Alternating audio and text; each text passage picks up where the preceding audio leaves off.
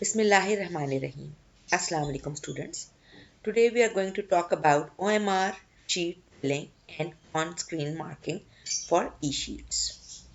Federal board के इस letter के मुताबिक ऑन स्क्रीन मार्किंग होनी है सब्जेक्ट्स की English compulsory, physics, chemistry, biology, mathematics and computer science levels के लिए एसएससी यानी 9th, एचएसएससी यानी फर्स्ट ईयर और second year. So all the students जो इन सब्जेक्ट्स के पेपर्स इस ईयर्स की इस साल दे रहे हैं उनके लिए ज़रूरी है कि इस बात को समझें. पहले थोड़ी सी बात ओएमआर शीट्स की कर लेते हैं. ओएमआर शीट पे आप जो ऑब्जेक्टिव टाइप अपना अटेम्प्ट करना है, ओएमआर शीट का जो पहला पोर्शन होगा यहाँ पे आपने अपना रोल नंबर, ऑब्जेक्टिव का वर्जन नंबर लिखना है. इस तरह भी लिखना है, ठीक है जी. सब्जेक्ट भी लिखना है, पेपर भी लिखना है, अपनी डिटेल्स लिखनी है, सिग्नेचर करना है. रोल नंबर जो फिलिंग है वो यहाँ पे ऊपर आपने इस तरह लिखना भी है और इसके नीचे जो सर्कल्स हैं वो अकॉर्डिंगली फिल भी करना है. यानी जहाँ 7 है तो यहाँ से ढूंढ के 7 वाले सर्कल को फिल करना है. अगर 5 है 5 को इधर फिल कर लेंगे. 1 है, एक्चुअली जो कंप्यूटर चेकिंग है उसमें ओएमआर शीट्स के इस वर्जन को और रोल नंबर को इस तरह वो सिस्टम रीड आउट करेगा. पेंसिल नहीं यूज़ करनी, ब्लू बॉल पेन या ब्लैक बॉल पेन आप यूज़ करेंगे.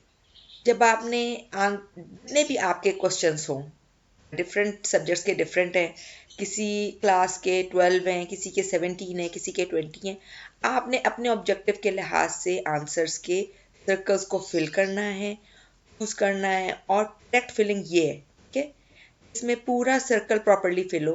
करेक्ट ये है अगर उसमें कोई गैप रह जाए या कुछ मटेरियल बाहर निकल जाए.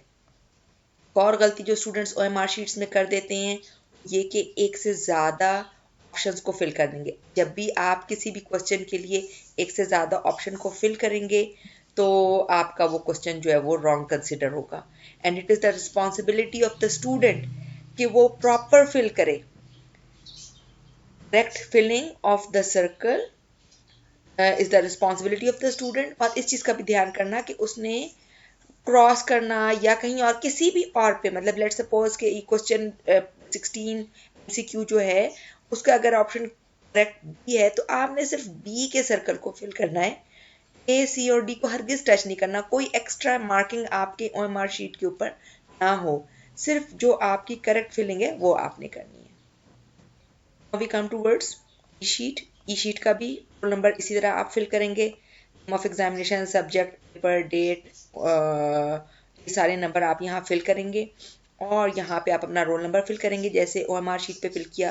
और इन सर्कल्स को भी इसी तरह आप फिल करेंगे. अगर आपका रोल नंबर 75103 है लेट सपोज, जो अगर इससे नीचे ई शीट को देखते जाएं, आपके टीचर्स ने आपके कोर्स में शेयर किए हैं. ये वाला पोर्शन ऑफ कोर्स एग्जामिनर्स के फिल करने का आपका नहीं है.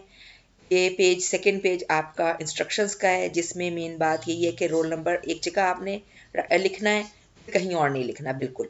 और रफ वर्क नहीं, आपने क्वेश्चन पेपर के ऊपर रफ वर्क बिल्कुल नहीं करना. और आपके लिए जो स्पेशल स्पेस है, अभी मैं पूरी चीज़ आपको दिखाऊंगी, वो आपने प्रॉपरली उस क्वेश्चन के अकॉर्डिंग सवाल को अटेम्प्ट करना है जवाब को. और जो आपको थर्ड, अगर गौर से देखें यहाँ पे, attempt only requisite number of questions. सवालात मतलूबा तादाद के मुताबिक हल करें और जायद सवालात हल करने से इज्तनाब. आपका एक्स्ट्रा क्वेश्चन चेक ही नहीं होना, इसलिए आपने एक्स्ट्रा क्वेश्चन नहीं करना. और जो आंसर शीट है वो पूरी की पूरी आपने वापस करनी होगी पेपर के बाद, और कोई पेज उसमें से रिमूव नहीं करना. किसी किस्म का कोई चीटिंग मटेरियल, कोई written text material, books, computer, calculator, mobile phone लेके जाने की इजाज़त नहीं है. और किसी इधर उधर किसी और के पेपर को भी नहीं देखना. कोई स्मोकिंग और किसी किस्म की डेंजरस चीज़ लेके जाने की इजाज़त नहीं एग्जामिनेशन हॉल में. और पेपर शुरू होने के बाद आपको 1 घंटे के अंदर तक, ऑब्जेक्टिव के लिए जो टाइम है वो रिस्ट्रिक्टेड है. फिर सब्जेक्टिव भी आपने 1 घंटा, जब सब्जेक्टिव को हो जाएगा उसके बाद आप एग्जामिनेशन रूम से बाहर निकल सकते हैं. आप सिर्फ ब्लैक बॉल पेन या ब्लू बॉल पेन यूज़ कर सकते हैं और डायग्राम्स के लिए पेंसिल यूज़ कर सकते हैं. You cannot use any sort of rubber or ink remover or correction fluid. बिल्कुल ये ममनू है. और ऐसे इसको जो है उन्होंने कहा है कि ये टैम्परिंग कंसिडर होगा. और आपने एट द एंड जब आप पेपर कंप्लीट कर लें तो द एंड लिख के आप रिमेनिंग पेजेस को कट डाउन कर दें. कि जी ये इंस्ट्रक्शंस उर्दू में लिखी हुई हैं, इंग्लिश में लिखी हुई हैं। अब ये देखें नेक्स्ट जो है ये ई शीट स्टार्ट हो रही है। आपका जो क्वेश्चन है देखें हर पेपर के पेज के ऊपर कोई स्पेसिफिक बार कोडिंग है। ये बार कोडिंग के अकॉर्डिंग बाद में जब आप पेपर सॉल्व कर लेंगे तो स्कैन किए जाएंगे ये क्वेश्चंस और स्कैन करके एग्जामिनर्स को सेंड किए जाएंगे फॉर चेकिंग। इसलिए आपके पास जो लिमिटेड स्पेस है इसी में आपने करना है। ठीक है जी, हर शॉर्ट क्वेश्चन के लिए आपको 15 लाइंस प्रोवाइड की गई हैं और आइडियली देखें इंस्ट्रक्शन में भी लिखा होता है शॉर्ट क्वेश्चन के सेक्शन के ऊपर कि आपने 3 to 4 लाइंस में लिखना है। अब किसी की राइटिंग बड़ी है तो चले 3 to 4 लाइंस बढ़ के कितनी हो जाएंगी 15। आपने कोशिश करनी कि आप क्वेश्चन देखें, एक तो आपने क्वेश्चन नहीं लिखना, क्वेश्चन नंबर नहीं लिखना, हेडिंग देने की भी जरूरत नहीं है क्योंकि अकॉर्डिंग टू द पेपर आपने क्वेश्चंस को फिल करना है। एग्जाम्पल के तौर पे मैं आपको ये मॉडल पेपर बायो का जैसे दिखा रही हूँ। इसका सेक्शन बी है, क्वेश्चन 2, इसमें टोटल कितने आप हैं देखें, there are total 10 parts.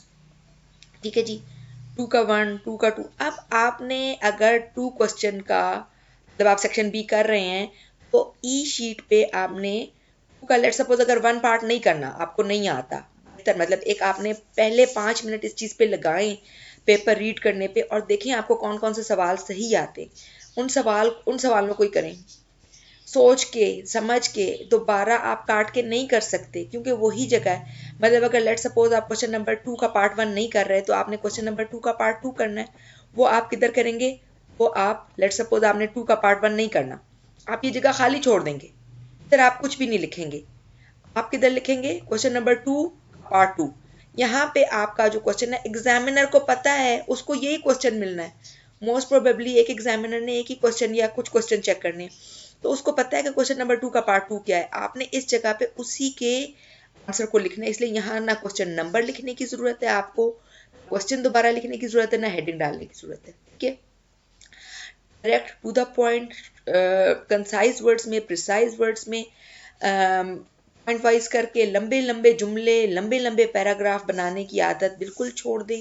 Explanations ज़्यादा करने का कोई फ़ायदा नहीं है। की वर्ड्स के अकॉर्डिंग आपकी चेकिंग होती है। आप ध्यान से जो मटेरियल उस क्वेश्चन में रिक्वायर्ड है, कोई भी क्वेश्चन पूछ रहा है, let's suppose differentiate between true ribs and floating ribs, आपको हेडिंग्स डालने की नहीं ज़रूरत। आपने यहाँ पे फ्लोटिंग रिब्स और जो भी क्वेश्चन है, what ever the question is, आपने उसको यहाँ पे उसका आंसर अच्छी तरह मुनासिब लफ्ज़ों में बिला वजह की फजूल बातों के बगैर, फजूल हेडिंग्स डालने की ज़रूरत नहीं है। बस आप पॉइंट वाइज करके सिंपल शॉर्ट सेंटेंसेस में उन कीवर्ड्स को जो कि उस टॉपिक का मेन क्रक्स है, निचोड़ है, उसको आप आसान लफ्ज़ों में लिख दें। ठीक है, कोशिश करें कि ये जो डॉटेड लाइन है यहाँ से स्कैन की लाइन ये ख़त्म हो रही है, इसके करीब इधर ऊपर और इधर नीचे आपने नहीं लिखना। ठीक है, ये जो डॉटेड लाइन है 2 क्वेश्चंस के दरमियान में, ये स्कैनिंग के लिए लाइन है। आपने इस गिवन स्पेस में इस स्कैनिंग लाइन से इधर, स्कैनिंग लाइन से इधर आप ना लिखें, इससे इधर आप यहाँ से लिखना शुरू करें। ठीक है, बाहर ना ज़्यादा निकालें और इधर तक लिखें। ठीक है जी, अमूमन शॉर्ट क्वेश्चन जितने हैं वो आपके 4 लाइन्स में नहीं तो 6 लाइन में नहीं तो 8 लाइन्स में नहीं तो 10 लाइन्स में पूरे हो। सोच समझ के ध्यान से लिखें, फजूल बातें ना लिखें, मेन द पॉइंट बातें लिखें। अगर डायग्राम बनानी है यहीं पे आप डायग्राम बना लेंगे। ठीक है, इसी एरिया में आप डायग्राम बनाएं। मैथ्स और फिजिक्स की डेरिवेशन के लिए अगर आपको जगह ज़्यादा चाहिए, स्टेप्स ज़्यादा है, आप क्या करें, पेंसिल से पहले ना एक यहाँ पे बीच में लाइन ड्रॉ कर लें और उसके स्टेप्स इधर करते जाएं, फिर उसके बाद जो बकिया रह जाए वो इधर कर लें। ठीक है, और कोशिश करें बिला वजह के सारे स्टेप्स, मतलब बहुत से स्टेप्स होते हैं जो मेंटल मैथ से हो रहे होते हैं, तो आप ठीक है सारे स्टेप्स ना खा जाएं, ये नहीं कि पहला स्टेप लिखें आखिरी स्टेप लिखें। आपको ये देखें अगर बीच में आप लाइन लगाते हैं 15 लाइन्स इधर, 15 लाइन्स इधर, 30 लाइन्स शॉर्ट क्वेश्चंस के लिए ना। फिर आगे देखते जाएं कि अब क्वेश्चन नंबर 2 का पार्ट 3, क्वेश्चन नंबर 2 का पार्ट 4, क्वेश्चन नंबर 2 का पार्ट 5, क्वेश्चन नंबर 2 का पार्ट 6, क्वेश्चन नंबर 2 का पार्ट 7, क्वेश्चन नंबर 2 का पार्ट 8, क्वेश्चन नंबर 2 का पार्ट 9, यहाँ पे क्वेश्चन नंबर 2 का पार्ट 10। क्वेश्चन नंबर 2 फिर पेपर की तरफ आए, क्वेश्चन नंबर 2 के 10 पार्ट्स थे, आपने इसमें 7 पार्ट्स करने थे। लेट्स सपोज मैं एक पेपर की एग्जांपल दे रही हूँ, it's applicable for other papers as well. आपने जो जो इसमें से 7 अटेम्प्ट करने, उन 10 जो 10 मैंने आपको दिखाए, उनकी जगह पे आपने उस जगह पे ही करना है जहां पे सवाल है। अगर लेट सपोज आपने पार्ट 2 किया है, पार्ट 4 किया है, पार्ट 5 6 7 8 9 किया, 10 छोड़ दिया, तो आपकी 1 3 और 10 की जगह खाली होनी चाहिए। ठीक है जी। और अगर आप कोई सवाल गलत कर देते हैं, मैं फिर आपको बार बार समझा रही हूँ, अगर आपने गलत कर दिया, पहले तो आप करते थे ना, लिखा, फिर आपको लगा ये गलत है, फिर काटा मारा, फिर दोबारा लिखा, वैसी गलती आप नहीं कर सकते। आपके लिए रिस्ट्रिक्टेड जगह है। जो भी सवाल आपने जिस जगह पे करना है, वो उतनी ही स्पेस आपके पास है। ध्यान से सोच समझ के पूरा फोकस कंसंट्रेशन के साथ सवाल को एक ही दफ़ा आपने अटेम्प्ट करना है, और सही अटेम्प्ट करना है, और सही जगह पे करना है। और जो सवाल नहीं करना उसकी जगह आपने खाली छोड़ देनी है। ठीक है। नेक्स्ट फिर क्वेश्चन नेक्स्ट स्टार्ट हो जाता है। अमूमन पेपर्स में ऐसा है कि क्वेश्चन नंबर पार्ट बी के बाद पार्ट सी है। पार्ट सी में भी अमूमन इसी तरह है कि कुछ पार्ट्स हैं जिसमें से कुछ करने हैं। ठीक है। इसमें से भी लेट सपोज 10 में से 7 पार्ट्स करने हैं। यहाँ पे आप देख लें क्वेश्चन नंबर 3 का पार्ट 1 2 इसी तरह चलते जाएं, 4 5 6 7 8 9 10। ठीक है जी। ये सेकंड नेक्स्ट सेक्शन के भी 10 पार्ट्स की जगह बनी हुई है। आपने उसमें से 7 6 जितनी भी आपके पेपर के सब्जेक्ट के अकॉर्डिंग है, जगह सारों की मौजूद होगी। आपने क्वेश्चन वहां अटेम्प्ट करना है, आपके लिए प्रोवाइडेड स्पेस है। अब हम आ जाते हैं लॉन्ग क्वेश्चंस की तरफ। लॉन्ग क्वेश्चन के लिए ई शीट्स में 4 पेजेस दिए हुए हैं। ये देखिए, ये लॉन्ग क्वेश्चन स्टार्ट हो रहा है ना, क्वेश्चन नंबर 4 पेज 1। अब हम ये पूरा एक पेज है। उसके बाद क्वेश्चन नंबर 4 पेज 2, ये पूरा एक पेज है। क्वेश्चन नंबर 4 पेज 3, ये पूरा एक पेज है। क्वेश्चन नंबर 4 पेज 4, बल्कि अभी तक हो सकता है आपके पेपर में पेज 6 तक आए। और लॉन्ग क्वेश्चन के किसी सब्जेक्ट्स में पार्ट ए बी होते हैं। ये फॉर एग्जांपल ये जो मैंने मॉडल पेपर ओपन किया है, इसमें सेक्शन डी जो लॉन्ग क्वेश्चन है, देखिए ए बी पार्ट है। ठीक है। आपको जो स्पेस प्रोवाइड की गई है 4 पेजेस की, इसमें आप जितनी मर्जी जगह, या आपको पेज मोस्ट प्रोबेबली प्रिंट होके 6 पेजेस का मिलेगा। आपने इन 4 या 6 पेजेस के ऊपर एक पूरा लॉन्ग क्वेश्चन, उसके part A B C D जितने भी हैं, आप वहां पे मेंशन करके वो क्वेश्चन करते जाएंगे। लेकिन जो क्वेश्चन नंबर 4 की जगह वहीं पे आप क्वेश्चन नंबर 4 करेंगे, जो क्वेश्चन नंबर 5 की जगह वहीं पे आप क्वेश्चन नंबर 5 करेंगे, जो क्वेश्चन नंबर 6 की जगह वहीं पे आप क्वेश्चन 6 करेंगे। ठीक है जी। तो आई होप कि अब आपको क्लियर हो गया होगा कि ई शीट्स आपने कैसे अटेम्प्ट करनी है। बेहतर है कि आपको टीचर ने जो व्हाट्सएप ग्रुप में ई शीट का PDF वर्जन भेजा है, उसका प्रिंट करवा लें, फोटोकॉपी करवा लें, और डिफरेंट सब्जेक्ट्स के लिए प्रैक्टिस कर लें। और जितनी आप प्रैक्टिस कर लेंगे, आपको क्लियर हो जाएगा कि it is possible, it's easy. Just आपको थोड़ा ध्यान करना है, आप ये आसानी से इंशाल्लाह कर लेंगे।